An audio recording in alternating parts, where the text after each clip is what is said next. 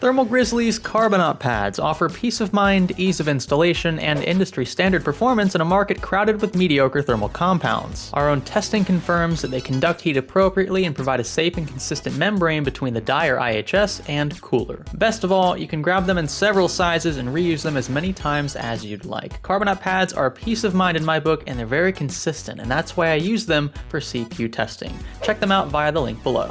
Isn't it great when graphics card prices are slashed? I mean, who doesn't want cheaper cards? And in the $300 space where it's awfully competitive, there's quite a bit to consider, which I haven't been able to say as of late, so that's nice change of pace. Is the EVGA RTX 2060 KO the king of the ring?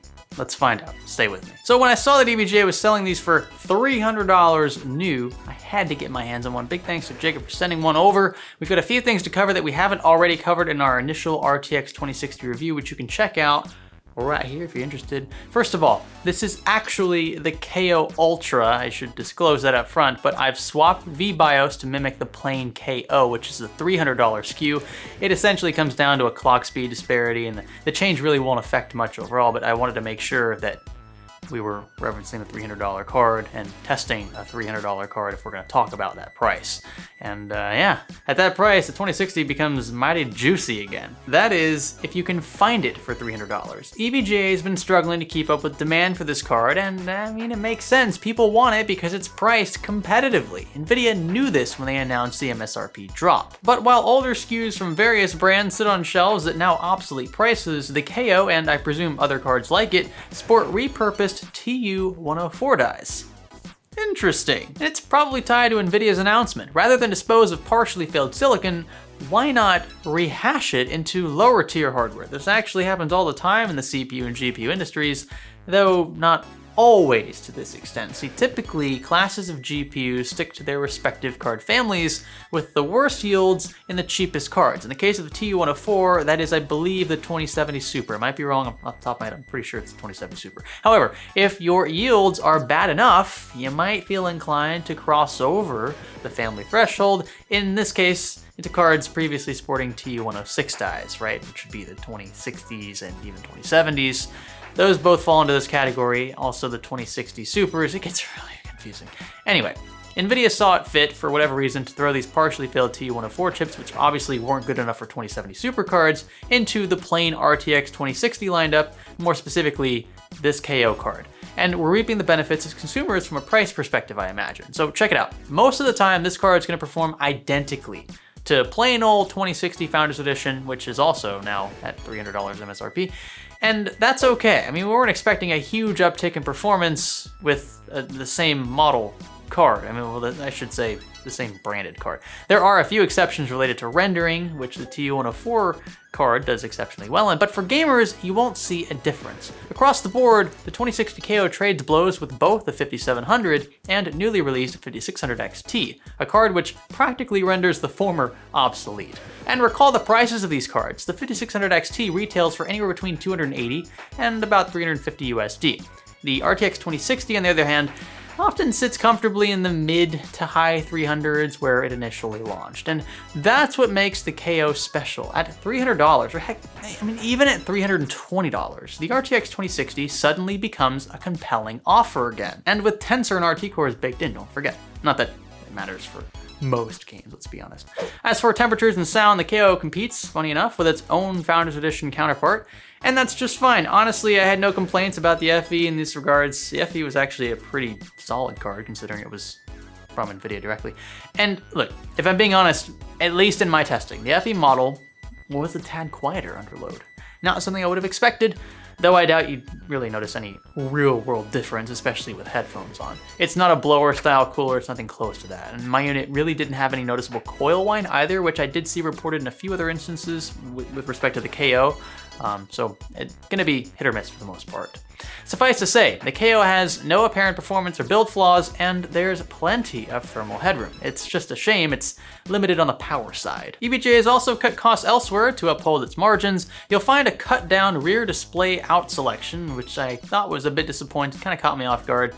And it's a shame for anyone requiring native dual DisplayPort connectivity, for example. If this is a real concern of yours, I'd opt for the FE model, which should still be priced at around $300, though so again, it's unlikely you'll find one at that price. Maybe you get lucky. I'd also like to throw out the fact that the FE card is significantly better built, in my opinion, than the KO, which recycles plastic shrouds and basically looks like a 1660 Super, whatever. The KO is significantly easier to disassemble though, so for whatever reason you want to like repaste your GPU, it would be easier to do on the KO. And I mean, look, let's be honest, a plastic shroud, right, it doesn't really change much of anything in the way of performance, so it's likely a subjective thing. I mean, you're only gonna handle the card once or twice when you're removing it or inserting it into your build. I personally don't care either way. In fact, lighter cards often don't sag as much as heavier cards, and the KO is no exception in this regard. So it's a lot of tit for tat, and I don't really mean for this to be a comparison solely between the FE and KO models because we already know how most 2060s perform, but both are priced identically on paper, and yeah, they're really the only two models that you can find in this price range at the moment. So I'm sure it's crossed a few of your minds. Just wanted to bring it up. There are a few trade-offs there. As for the argument between the RX 5600 XT though and the RTX 2060, you've really got a tough one on your hands. Either card, in my opinion, is great for what it is, and that's all AMD really wanted when they released the 5600 XT. They just wanted competitive cards with prices to match. Now, as for the argument between the RX 5600 XT and the RTX 2060, you've got a tough one on your hands. Either card is really great for what it is, and that's all AMD wanted. Competitive cards with prices to match. The red team may hold the CPU value title, but with respect to graphics cards, they're happy enough just making your choice a bit tougher. I confirmed this at CES 2020. I said, why are you not undercutting NVIDIA's cards? They said, we don't have to. That's a summarization, but yeah. Personally, I'd opt for an RTX 2060 if I could find one brand new for 300 bucks. They also work great in Premiere Pro for CUDA acceleration if you're in some Adobe content creation. AMD will benefit from other software suites, sure, but my personal workload is green and blue for Adobe's sake only, which I kind of hate. Green for CUDA acceleration, blue for the IGB hardware encoding, which most Ryzen processors don't have. And as badly as I've been wanting to make the switch, I always find myself crawling desperately back to the unstable trash heap that is Premiere. And I don't mean that lightly, it's actually a trash heap. That aside, however, 5600 XTs would need to be around 250 bucks or so for me to wholeheartedly recommend them over 2060s at $300. I expect this is gonna vary depending on who you ask, but in my experience, I would prefer the NVIDIA card. I mean, heck, you get ray tracing and tensor cores built in. Do you really need them?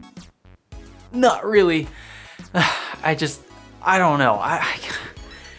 It's just not, like, I play Modern Warfare all the time. I never turn on DXR or whatever the ray tracing. I never turn it on. I just don't, because I don't see a big enough difference in game. It doesn't make me a better gamer. Nowhere near the difference between like a 60 hertz and a 120 hertz display, or even the bump from 1080p to 1440p gameplay. Like, to me, a resolution bump that small is just night and day compared to some more accurate reflections. I've already talked about ray tracing in other videos like this one up here. Anyway, yeah, it's, you know, 50 bucks if you want to have that future proofness, that's cool. I also prefer personally the NVIDIA software. It's just, I'm more familiar with it. That was something that I really didn't like older AMD software iterations. So yeah, I guess I kind of trained myself to appreciate NVIDIA's a bit more. At this point though, the new Adrenaline stuff is actually decent from AMD. So if you haven't checked it out recently, I recommend you at least, you know, if you have a friend who has an AMD system, check theirs out, kind of play around with it. It's more intuitive than it has really ever been before. But with all that said, if you live in a country that isn't the US, you may not even see these NVIDIA price cuts come to fruition the way they have here. And that of course changes these conclusions dramatically.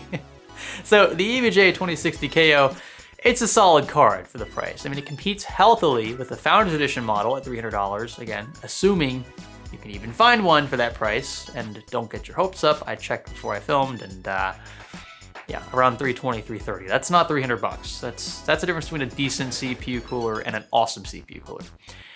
And it doesn't compromise too much in the way of support and build quality, to the point where I feel uncomfortable recommending the KO over the Founders Edition model or something similar to that. If you buy an RTX 2060 in 2020, you won't be disappointed. I mean, point blank, right? Same goes for the 5600 and 5700 XTs. These are some of the best value cards to game with on the market altogether, besides arguably the 1660 Super for best FPS per dollar ratios in the market. But there is another card I want to end this discussion with, something you probably didn't see coming, the GTX 1080. A bit unfair, sure. I mean, it's a used card at this point, but if you truly care about bang for your buck, you'll consider it at least. Why?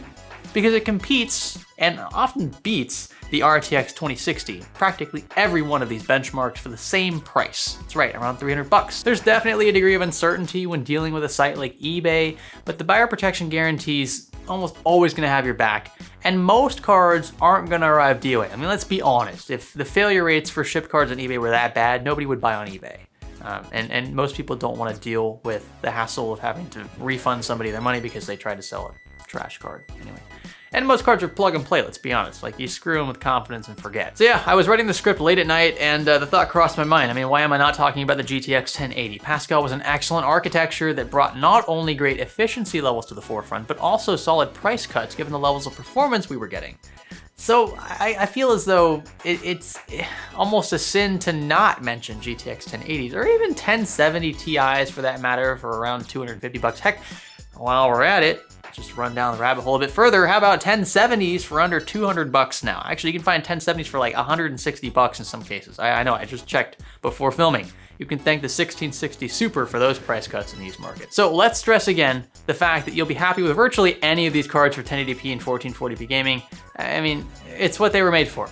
And if you're looking to buy new for peace of mind's sake, that's fine, I totally get it. It's your money. Grab yourself an RTX 2060 KO via the links below, or a 5600 XT, its links down below as well. But look, if you value value, I guess, that didn't come out right, consider shopping on eBay. I've got that link below as well. It's an affiliate link, it would help us out. Any Pascal 70 or 80 series card would do. And don't forget VEGA 56, excellent when undervolted and overclocked. God, I could go on all night with this.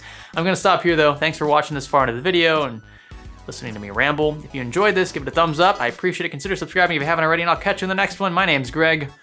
Thanks for learning with me.